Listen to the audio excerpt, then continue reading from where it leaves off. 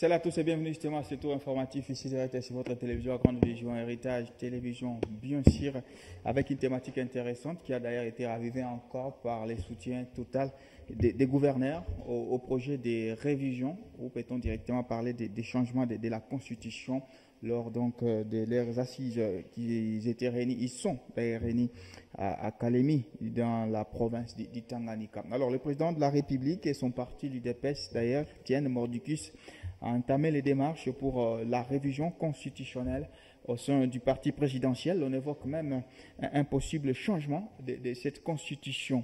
Pourquoi maintenant le projet est-il opportun? Que reproche-t-on à l'actuelle constitution, que je vous rappelle, c'est depuis 2006 qu'elle est en vigueur? Qu'est-ce qui doit être changé ou s'il faut modifier? Le président cite entre autres l'article 217 comme faiblesse de l'actuelle constitution. Sommes-nous dans une interprétation logique ou politicienne? Autant de questions que nous allons relever au cours de ces numéros d'ici direct avec M. Muganza Mwanga Bebeto. Bonjour et bienvenue. Bonjour, messieurs les journalistes. Vous êtes président cellulaire UDPS Fédération Lumbashide, section Kilo Belobé. Oui, oui. Donc c'est comme ça. Lumbashide, donc il y a Lumbashi 1, mais là c'est Lumbashide. Oui, ici c'est Lumbashide. Merci. Le président fédéral, c'est Dani Kabongo Binene. Les sénateurs. Le sénateur, oui. D'accord, merci à vous. Avec vous, on va donc débattre dans ce numéro d'ici dire. Alors, vous serez seul, puisque d'autres invités ont carrément décommandé. Mesdames et messieurs, vous avez le programme, nous avons les micros. Bienvenue à toutes et à tous.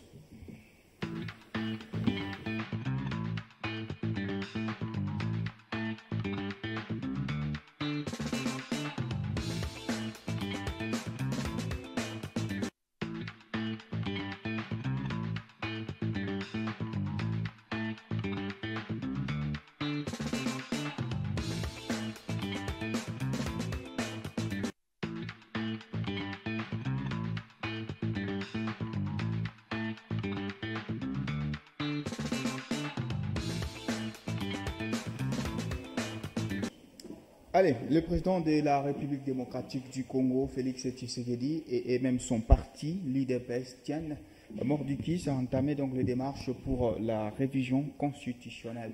Au sein du parti, notamment Augustin Kabouya, parle du changement de la Constitution.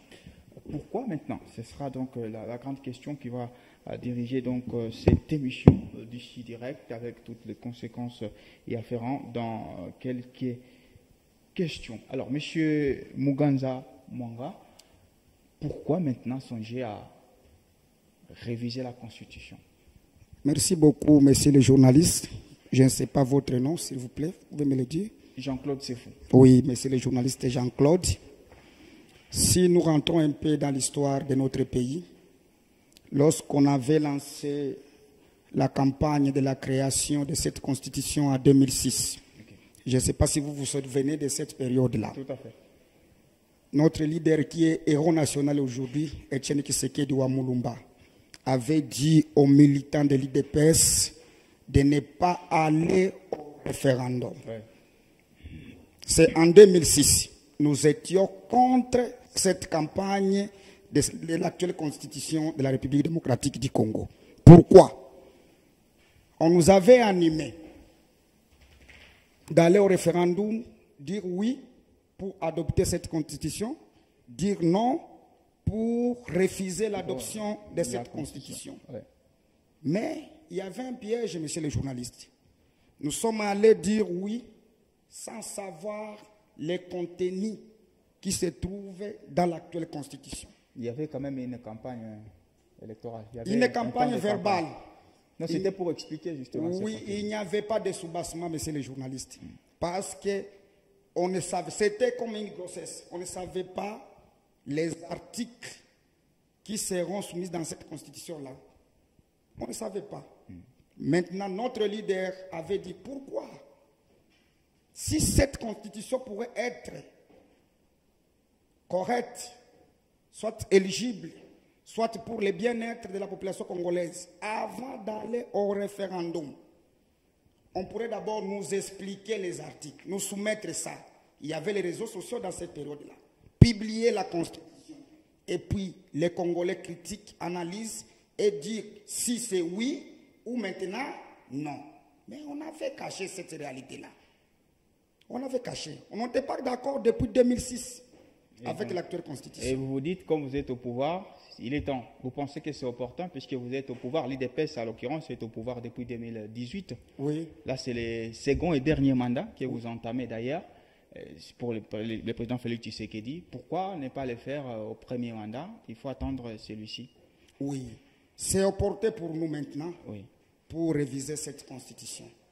C'est opportun pour vous ou pour le peuple? Est-ce que vous pensez que le peuple aussi pense que ce projet est-il opportun? C'est d'abord qui doivent décider. C'est le peuple qui doit décider. Nous sommes démocrates, mais c'est les journalistes. C'est le peuple qui doit décider. L'IDPS lance la campagne de la révision constitutionnelle, soit du changement de cette constitution. Mais le peuple a le temps de dire oui ou non. Maintenant, nous sommes dans une bonne campagne parce que l'actuelle constitution est là. Tout le monde a la possibilité de lire et de comprendre qu'est-ce qui ne marche pas et pourquoi l'IDPS a soumis à la population cette campagne du changement de cette constitution ici. Alors, M. Muganza, oui. Dites-nous, vous avez la Constitution en main. Qu'est-ce que vous reprochez ces textes qui sont là, qui nous régissent depuis 2006, il faut le rappeler, qui a permis, justement ces textes, qui a permis au président Félix Tshisekedi d'accéder à la magistrature suprême depuis 2018. Il a géré de protéger cette Constitution et l'intégrité du pays. Qu'est-ce que vous reprochez à ces textes? Oui, monsieur le journaliste, avant de vous dire ce que je reproche de cette Constitution ici, beaucoup de gens sont agités. Surtout les politiciens, du changement de la Constitution. Je peux vous poser une question. Donc c'est moi qui pose des questions. Oui, je vais vous répondre. Oui. Je vais vous répondre, monsieur le journaliste. Oui. Est-ce que ce changement ici, c'est la première fois de changer la Constitution en RDC? Monsieur le journaliste. Est-ce que c'est la première fois? Non, vous répondez. Depuis que la RDC est RDC, est-ce que c'est la première constitution qu'on a pour que les gens soient agités aujourd'hui de dire « Oh, si l'IDPS veut changer la constitution, c'est pour les raisons propres ». Ce n'est pas la première fois de changer cette constitution. Dans l'histoire, nous sommes laïcs parce que nous prenons la démocratie. Pourquoi nous appuyons les changements de l'actuelle constitution? Il y a certains articles d'échantillon. Okay. Entre autres, l'article 78 de la Constitution, qui donne le pouvoir au président de la République de nommer le Premier ministre, mais de ne pas le révoquer. Ça, c'est une anarchie totale, monsieur le journaliste. Vous épousez votre femme, vous avez votre femme à la maison, c'est toi qui es parti la doter. Mais vous n'avez pas le pouvoir complet envers lui. On peut accepter cela? Ça, c'est non, monsieur le journaliste. Mais sauf que depuis 2006, on fonctionne comme ça. On fonctionne, c'était une cacophonie totale, monsieur le journaliste. C'est sur base des faits que vous devriez dire, voilà les limites. Il y a eu tel Premier ministre qui a contesté le pouvoir du président. Ilunga Kamba, je vous donne l'exemple. Ilunga Kamba. Oui, Ilunga Kamba. Vous le connaissez très bien. Il était nommé par notre président de la République. Là, vous étiez dans une coalition, vous vous rappelez? D'où viennent les coalitions? C'est dans cette constitution. Il y a les articles qui favorisent ces coalitions-là. C'est pour affaiblir les pouvoirs en place. Vous nommez le Premier ministre. Mais au lieu qu'il dépend direct du président de la République, lui dépend de son chef, de son regroupement politique, soit de son parti politique. Ça fait mal pour former le gouvernement en République démocratique du Congo à cause de ces coalitions-là. Il faut faire 3 mois, 4 mois, 6 mois, messieurs les journalistes. Même ailleurs, même dans 45 jours, on forme le gouvernement. Mais à cause des clauses qui se trouvent dans cette constitution-là, il faut que le Premier ministre vienne de la majorité parlementaire. Il faut que tout ça bloque le bon fonctionnement de la République. Et vous allez remarquer qu'à cause de tout cela, le président de la République, au lieu de travailler 5 ans, il ne travaille que 4 ans. Parce que toute une année est écoulée pour la formation du gouvernement par rapport aux accords qui sont dans cette constitution ici. Entre autres, messieurs les... Là, vous étiez sur l'article 78. 78. Pour soutenir votre thèse. Oui, oui. Vous-même, vous avez dit dans notre article 217, cet article donne le pouvoir au chef de l'État de changer la Constitution, en passant par l'Assemblée nationale, le Sénat et autres là. C'est la Constitution, c'est l'acteur qui nous donne, nous, le pouvoir. Mais pourquoi s'acharner au chef de l'État ou bien l'IDPS? Par exemple, Issa Lubumbashi, il a interprété l'article 217, justement, celui qui demande au Congo, qui peut nouer justement des partenariats avec des institutions internationales, quitte à lâcher une partie de la souveraineté. Est-ce que vous ne pensez pas que vous êtes quand même dans une interprétation pas logique, mais politicienne? Non, non, non, non, non, non. Ce n'est pas politicienne. Je peux ignorer cet article, mais moi, je suis sûr et conscient que l'article n'est pas interprété d'une manière politicienne. Je vous donne l'exemple. Vous me faites revenir à la raison. Dans l'article 217, qui prône la cohésion africaine, justement. Je pense que c'est ça. Oui. Ok. Mais c'est les journalistes. Vous avez votre femme. Moi, je vais donner toujours l'exemple d'une femme. Vous êtes trop... Oui, c'est l'être la plus chère. Oui, merci. Oui. Vous avez une femme. Cette femme-là, s'il y a des querelles dans votre maison, un homme qui vient vous dire ceci, si vous voulez que ces querelles puissent prendre fin dans votre maison, donnez-moi cette femme pendant 2 semaines. Et puis je vais la faire retourner encore. Elle restera la vôtre. Pouvez-vous accepter cela?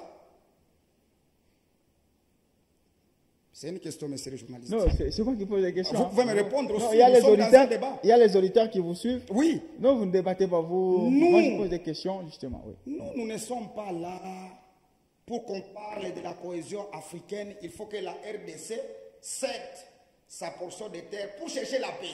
C'est une naïveté. Même vous êtes intellectuel, mais c'est l'article est clair. Vous pouvez le lire. L'article est ici. On peut le lire si vous voulez. Non, c'est bon. Les gens nous suivent. Ils peuvent être éclairés d'ailleurs. C'est 217, je pense. Hein? 217. Oui. L'article dit ceci, messieurs les journalistes. 217, c'est de la Constitution. L'article dit ceci, messieurs les journalistes. Je suis là.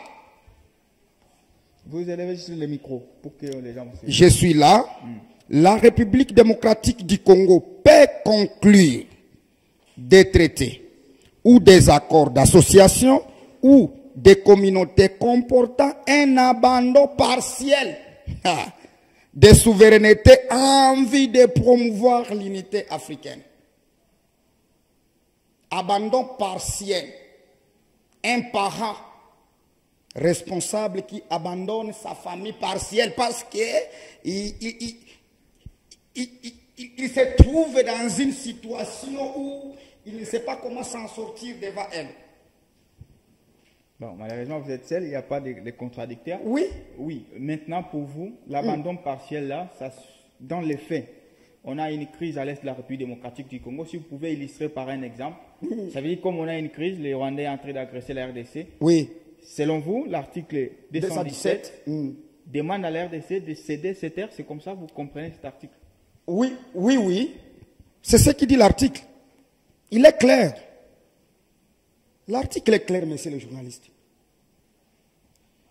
Céder partiellement une portion de sa terre.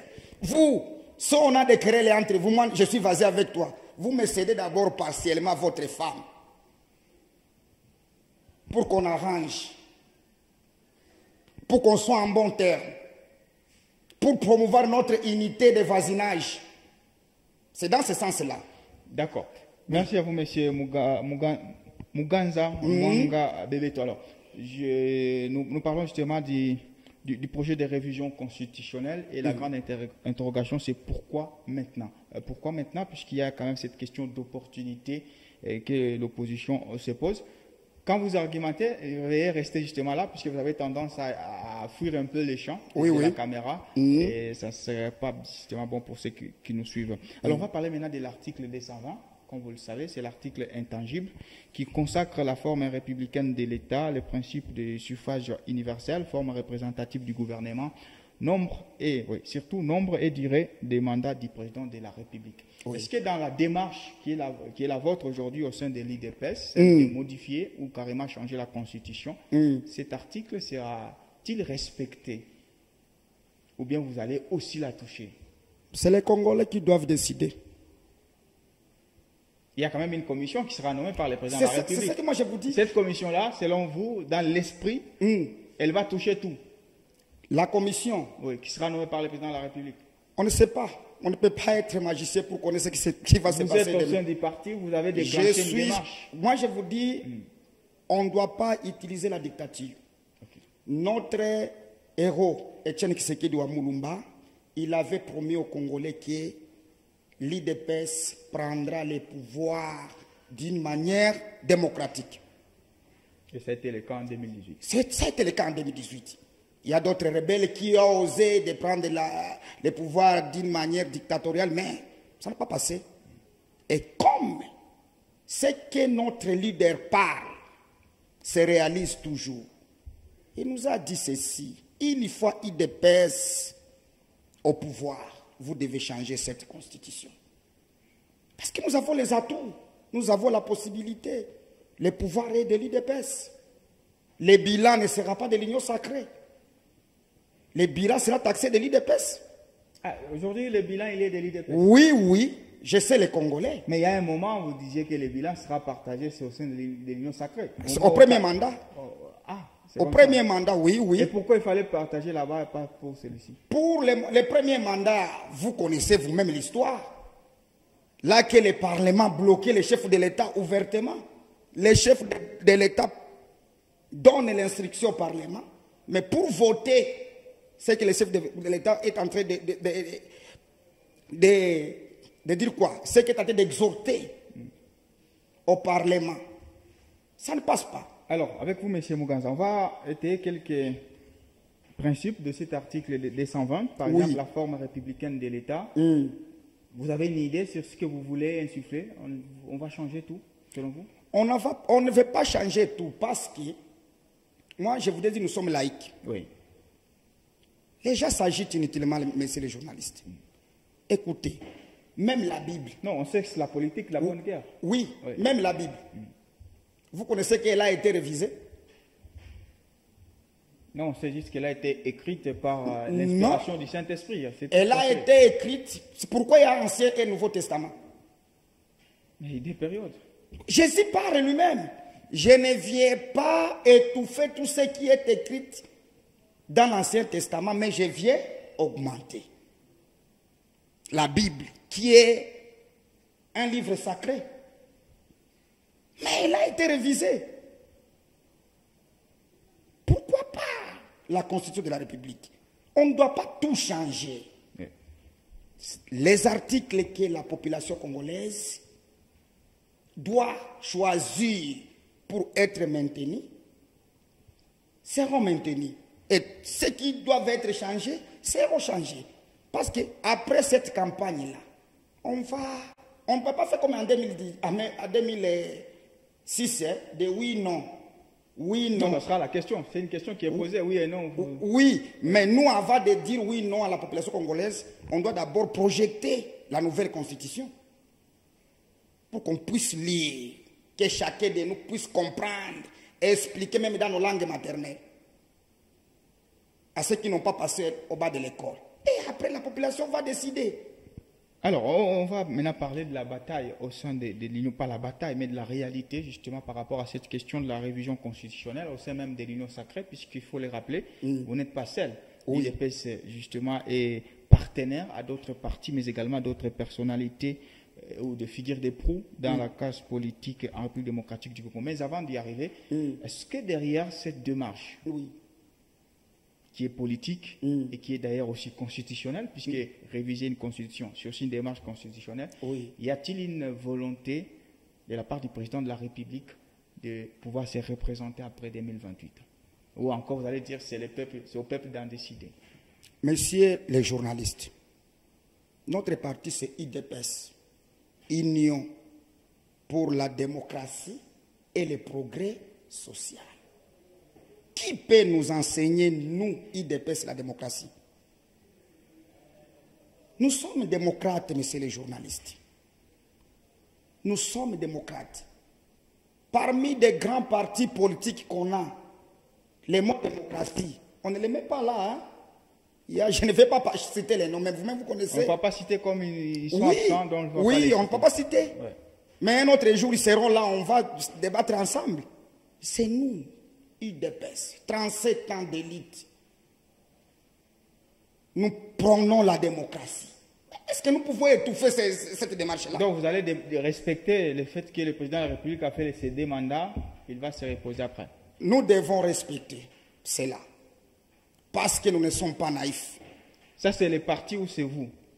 Moi, je vous dis ceci, nous devons respecter cela. Okay. Nous devons respecter cela. Alors, au sein de l'Union sacrée, il y a des personnalités comme Vital Kamerhe, Bati Lukwebo, il y a également Jean-Pierre Bemba et tout. Mais jusqu'ici, ils sont un peu silencieux. C'est celle du DPS qui a déclenché la démarche et qui est encore au front. On n'a pas encore commencé la campagne, ça il faut le rappeler. La commission n'est même pas encore mise en place. Oui. Est-ce que leur silence parle politiquement selon vous? Bon. Qui est de l'Union sacrée? Ils sont tous de l'Union sacrée. Comment? On saura comment que vous êtes de l'Union sacrée. Ben, ils ont répondu présent à l'appel du président de la République, on s'en souvient, avec le Moïse Katumbi, ils étaient nombreux. Moïse aussi fit aussi de l'Union sacrée. Oui, il y avait une vision à laquelle ils avaient adhéré tous. Mais aujourd'hui, est-ce que nous sommes tous dans cette vision-là? Où est Moïse aujourd'hui? Il n'est plus de l'Union sacrée. On parle de quelqu'un qui est à l'Union sacrée, c'est celui qui est derrière la vision du chef de l'État. Vital Kamerhe est au sein de l'Union sacrée, il occupe même au poste de président de l'Assemblée nationale, justement. L'IDPS l'avait soutenu, ça on s'en souvient. La prise. Mais on est marre. Les gens souffrent à l'est du pays. Les morts, les multitudes de morts. Donc les gens souffrent à l'est à cause de la Constitution. Par rapport à cet article ici, 217, parce que les Rwandais là, il y avait des Rwandais qui sont venus pour la création de cette constitution. Monsieur Muganza, qui veulent nous attaquer pour avoir notre partie, notre portion de terre. Parmi l'argumentaire de l'opposition, c'est que ce n'est pas la constitution qui bloquerait par exemple l'actuel président de la République de pouvoir mettre fin à la guerre à l'Est, de pouvoir résoudre certains problèmes sociaux de la population. Est-ce que c'est toujours cette constitution qui fait qu'aujourd'hui les peuples semblent être dans la misère? Ça, c'est la version de l'opposition. Moi, je vous dis, on ne s'oppose pas pour s'opposer. Oui. La Constitution nous bloque pour former le gouvernement. Depuis que le Premier ministre passe au pouvoir, ça fait combien de temps depuis qu'elle est nommée? Il part du côté de l'Assemblée nationale en juin. Donc là, on est... Les élections étaient passées quand? Presque à 6 mois déjà.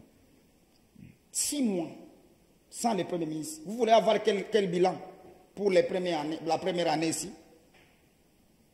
Est-ce que c'était la Constitution ou c'était les égaux au sein de l'Union sacrée? Parce que les tractations étaient au sein de votre plateforme. C'est la Constitution qui dit que les premiers ministres doivent être venus d'ici de la majorité parlementaire. Mais en ce moment-là, vous aviez la majorité. Vous aviez la majorité, pourquoi? Parce que c'est l'Union sacrée qui vous accompagne pour réélire. La majorité de l'Union sacrée, pas la majorité de l'IDPS. Tout à fait, de l'Union sacrée. Et maintenant, nos acteurs politiques, oui, ceux qui ont toujours soif du pouvoir, depuis la création du Congo, et veulent que leur nom soit toujours cité dans des grands postes dans ce pays. Voulez aussi ces postes-là. Bon, par rapport à la Constitution, on ne pouvait pas briguer. Il faut négocier pour aboutir à la solution. C'est un blocage, messieurs les journalistes. Même les opposants là ne voient pas ça. Non, et ils ont vu que vous discutiez sur les postes et pas sur l'avancement du pays. Pas nous, c'est nous qui avons le pouvoir. Quand je dis nous, je vois l'Union sacrée. L'Union sacrée, oui. C'est nos partenaires qui discutaient pour avoir les postes. Parce qu'ils savent comme si je suis aujourd'hui, par exemple, le président de l'Assemblée nationale, Oui. par rapport à la Constitution et à nos règlements de l'Assemblée, même si les mandats terminent aujourd'hui, j'aurai toujours les salaires en tant qu'ancien président de l'Assemblée nationale. Ouais. Vous comprenez cela. De 300 et quelques demi de dollars que vous touchez en tant qu'ancien président, les 600 et quelques demi que vous touchez en tant qu'actuel président. Mais c'est vous, vous avez les pouvoirs, vous devriez mettre fin à Nous ça. avons les pouvoirs, mais nous sommes derrière la Constitution actuelle. Pour rectifier à ça, il faut rectifier la Non, Constitution. il y a la question du train de vie des institutions qui ne demande pas forcément la Constitution, c'est de la volonté politique. Par exemple, Mais réduire les salaires, là, c'est la Constitution qui bloque. il faut que les salaires soient adoptés à l'Assemblée nationale. Le président de la Mais République. vous avez les pouvoirs. Nous avons les pouvoirs. Vous êtes majoritaire. Mais l'Assemblée nationale est de l'Union sacrée. Non, l'IDP, c'est Cosmo. Il y a justement les Nous mosaïques. sommes là, mon frère. C'est de la volonté qui manque, sinon, pour les trains de vie. Pas la volonté de l'IDPS. Ok. Pas la volonté de l'IDPS. Le président de la République avait promis, s'il passe au pouvoir, il va toucher combien? C'est plus ou moins $400 si je ne m'abuse pas. Mais il est bloqué. Il est bloqué. Il faut que cette loi passe à l'Assemblée nationale et on valide là. Mais c'est ironique quand même. Apparemment, l'IDPS est toujours bloqué, alors que c'est l'IDPS qui détient le pouvoir. Nous détenons le pouvoir. Nous allons changer la Constitution pour décoller. Pour décoller. Oui. Alors, donc, pour vous, Niet, l'opposition ne vous inquiète nullement pas. On ne voit pas cette opposition-là parce que nous venons de l'opposition. Alors, il y a également l'Église catholique. On a suivi le secrétaire de l'ANSECO plutôt, Donatien Cholet, qui pense aussi que c'est une démarche qui inquiète un tout petit peu la démocratie, qui est inopportune pour l'Église catholique. Elle est là, elle va s'ériger du côté de la population. Ça, c'est Donatien Cholet. Et le cardinal Ambongo a dit, au lieu de passer du temps à parler de la révision constitutionnelle, pourquoi ne doit-on pas se consacrer à des choses qui sont importantes, notamment résoudre les conditions de vie de nos compatriotes? Est-ce que ce n'est pas une position qui vous semble être réfléchie, celle de l'Église catholique? L'Église est apolitique. L'Église est apolitique. Mais dans le contexte politique en République démocratique du Congo, on connaît que l'Église a toujours eu tendance aussi à aller dans les secteurs politiques, puisqu'il y a aussi ses fidèles. Il ignore sa mission. Elle ignore sa mission. L'Église ignore sa mission. En 2016, vous avez marché ensemble aux côtés de l'Église catholique. C'est eux qui sont venus marcher avec nous. Non, vous étiez ensemble. C'était la manifestation de l'IDPS. Maintenant, l'Église catholique nous suit derrière nous. Vous n'avez pas dit à l'Église, non, rentrez là, votre mission, ce n'est pas ici. Ce sont des citoyens congolais. Mais là, ils sont citoyens congolais toujours. Mais ils sont citoyens congolais, mais l'Église catholique n'est pas leader de l'opposition. Là que l'ensemble, par exemple, le PPRD et autre chose, les blocs de l'opposition, si ils organisent les marches, l'Église catholique peut les accompagner. Vous ne craignez pas cette force Quelle force? Historiquement reconnue de l'Église catholique dans la politique congolaise? Quelle force? La conférence souveraine avec Mobutu, c'est aussi sous l'impulsion de cette Église catholique. En 2016, il y a des marches organisées aussi avec l'Église catholique qui bouge le pouvoir actuel à ce moment-là. Vous n'avez pas un tout petit peu peur de cette force historique? C'était un pouvoir acquis. Ils ont bougé ce pouvoir parce que c'était un pouvoir acquis. Les nôtres est conquis. On a peur des menaces. On a fait 37 ans pour avoir ces pouvoirs ici. Quel parti politique qui peut supporter ce que l'IDPS avait supporté? On n'a pas peur de l'Église catholique parce que l'Église doit être au milieu du village. L'Église est apolitique. Être au milieu du village, c'est être du côté de la population. Oui, c'est ça. C'est ce que ça veut dire. Cela va de l'Église à prôner la paix. Oui, la paix pour le peuple. Et où est Ambongo aujourd'hui? Le cardinal, il est où? Au Rwanda.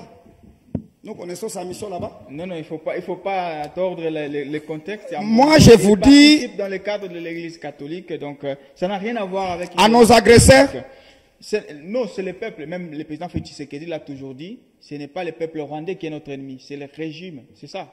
L'avez-vous déjà dit aller passer 2 jours au Rwanda depuis qu'il est passé au pouvoir? Le président, on a accueilli Kagame lors du premier mandat en République démocratique du Congo. Bien on sûr. savait que c'est un ami qui va changer sa façon de réfléchir. Mais il a un comportement inhumain. Il est animé d'une mauvaise foi. Donc vous avez fait une erreur en ce moment-là. À cette époque-là.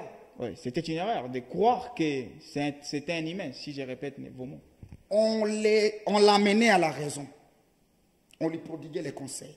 Mais comme il n'a pas voulu, on a vu que c'est son caractère inné.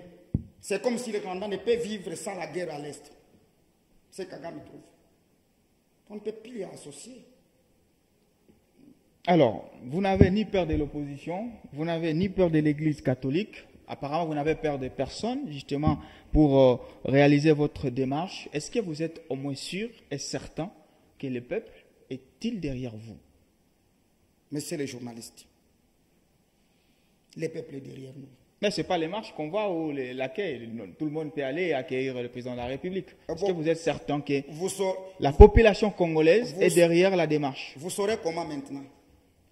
Si ce n'est pas de les accueils, c'est ce qui est allé. Mais là, on ne peut pas accueillir notre président de la République. Là, on n'a aucune intention de la Constitution. Mais quand il s'agira de parler Constitution, ce peuple-là va-t-il vous écouter? Lorsqu'il avait dit qu'on va changer la Constitution, on l'avait hué, on avait applaudi.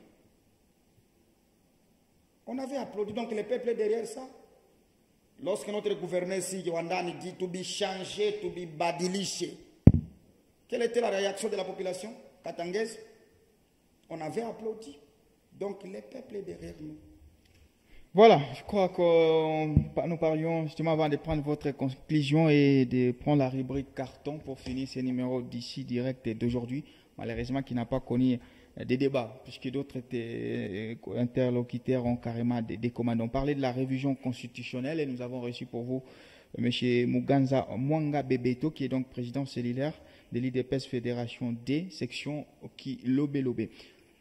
Changement de la Constitution. Là, vous avez parlé plus du changement que de la révision. Donc aujourd'hui, on ne va que parler là du changement de la Constitution. C'est le mot d'ordre du côté de l'IDPS. Vous dites que le peuple est derrière vous. Un dernier mot avant de prendre donc la rubrique carton. Je vous ai dit ceci, messieurs les journalistes. Changement, révision, suppression, tout ça, la décision, c'est au peuple. C'est au peuple. Mais nous, comme nous sommes laïcs, comme Dieu avait révisé la Bible, nous aussi nous allons réviser la Constitution. Comme on avait... Vous serez jugé par ceux qui nous suivent quand vous parlez trop de la Bible, parce qu'on sait que la Bible a été écrite sous l'inspiration du Saint-Esprit et n'a jamais connu des révisions. Donc, vous serez jugé. Bon, heureusement, vous êtes journaliste, vous n'êtes pas pasteur. Mais ce que je sais, c'est que vous serez jugé par les gens qui nous suivent. Hein. Oui, les gens vont me donner raison parce que les gens savent qu'il y a l'Ancien Testament et le Nouveau Testament. Mais il y a des époques, il y a avant et après Jésus-Christ. Ah oui, c'est pourquoi Jésus est venu pour réviser l'Ancien Testament. Il n'a pas supprimé ça. C'est pas possible, c'est pas possible. Là, concluez rapidement. Il n'a pas supprimé ça, messieurs les journalistes. Moi, je vous dis, nous sommes dans une campagne du changement, soit de la révision constitutionnelle. Et nous disons au peuple congolais de ne pas avoir peur. Qu'il ne pense pas que le président Félix Tshisekedi a le souci de s'éterniser au pouvoir. Non. Mais l'IDPS va conserver le pouvoir jusqu'à l'arrivée de Jésus-Christ. Mais ça, c'est la bonne guerre. Mais, moi, je vous dis ça. Si les partis gagnent aux élections, personne ne peut aller à l'encontre, c'est ça? Oui, c'est comme ça. Si ces élections sont bien organisées. Oui, nous allons conserver le pouvoir. Parce que c'est un pouvoir conquis, messieurs les journalistes. C'est un pouvoir de sang, de sueur. Merci à vous, messieurs. On va finir avec la rubrique carton. Vous connaissez les règles du jeu. On a 3 cartons sur la table, comme un match de football. Le rouge, c'est justement une sanction négative à l'encontre d'une personnalité politique par rapport à ses œuvres. Ça, c'est le rouge. Le jaune, c'est un avertissement. Et le vert, c'est une sanction positive. Donc, les encouragements, justement, par rapport aux œuvres. Vous choisissez une personnalité et vous lui adressez un carton de votre choix. On prend juste cette condition. Répétez encore. Justement, les rouges, c'est le rouge, c'est négatif. Oui. La personne a mal fait. Oui. Vous motivez pourquoi, vous lui donnez rouge. Si c'est le jaune, c'est un avertissement. Vous pensez que la personne peut s'amender. Oui. Vous lui accordez cet avertissement. Et le vert, c'est justement des fleurs, une sanction positive. La personne a bien fait pour ça. Donc vous choisissez un carton. Les jaunes, c'est ça l'avertissement? Oui. Oui. Voilà. Vous choisissez un carton que vous adresserez à une personnalité. On prend cette transition. J'ai choisi le carton jaune. On enregistre. J'ai choisi le carton jaune. Et j'attends. Ok.